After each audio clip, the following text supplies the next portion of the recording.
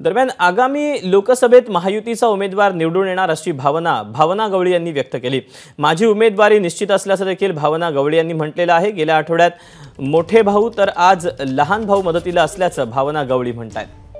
आज राज्याचे मुख्यमंत्री एकनाथ शिंदे हे वाशिम यवतमाळच्या दौऱ्यावर आहेत आणि वाशिम येथे खासदार भावना गवळी यांनी केलेल्या विविध विकास कामांचा ते उद्घाटन करणार आहेत। या संबंधित बोलण्यासाठी आपल्यासोबत स्वतः खासदार भावनाताई आहेत। ताई, काय म्हणाल?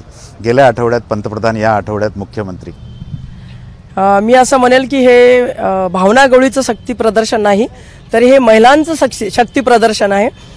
कारण केंद्रामधले जे काही आदरणीय मोदी साहेबांनी महिला संदर्भामधले आरक्षणाचे निर्णय घेतले आणि राज्यामध्ये सुद्धा महिला ज्या आहेत सक्षमीकरणाचा नारा या ठिकाणी देत असताना जे काही उमेदच्या महिला असतील किंवा महिला बचत गट आहेत त्यांच्यासाठीचा जो काही निर्णय आदरणीय मुख्यमंत्री एकनाथजी शिंदे साहेब, आदरणीय उपमुख्यमंत्री देवेंद्रजी फडणवीस साहेब आणि आदरणीय उपमुख्यमंत्री अजितदादा पवार साहेब यांनी मिळून जो निर्णय घेतलेला आहे त्याचा सत्कार करण्यासाठी, त्यांचा अभिनंदन करण्यासाठी लाखोच्या संख्येने यवतमाळमध्ये महिला आल्या आणि हजारोच्या संख्येने या ठिकाणी वाशिममध्ये महिला येतात। गेल्या आठवड्यात पंतप्रधान, या आठवड्यात मुख्यमंत्री आपल्या उमेदवारीबद्दल संभ्रम निर्माण करत असताना दोन्ही भाऊ आपल्या मदतीला आलेत। नाही, ते तर आमच्या सगळ्या भगिनींचेच भाऊ आहेत।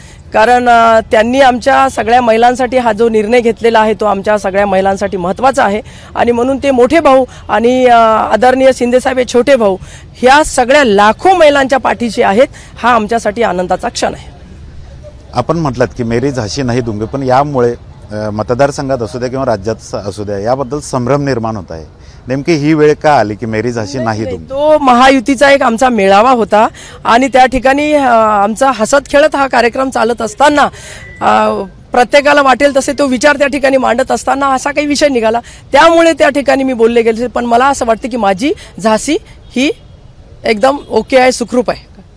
2024च्या निवडणुकानंतर काय चित्र असेल या मतदारसंघात? हा मतदारसंघ निश्चित युतीचाच असेल, महायुतीचा असेल।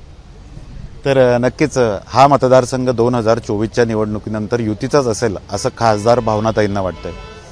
कॅमेरामॅन शांताराम तायडेसह doctor Sanjay Mahajan, ABP Majha, Washim. ABP माझा, उघडा डोळे बघा नीट।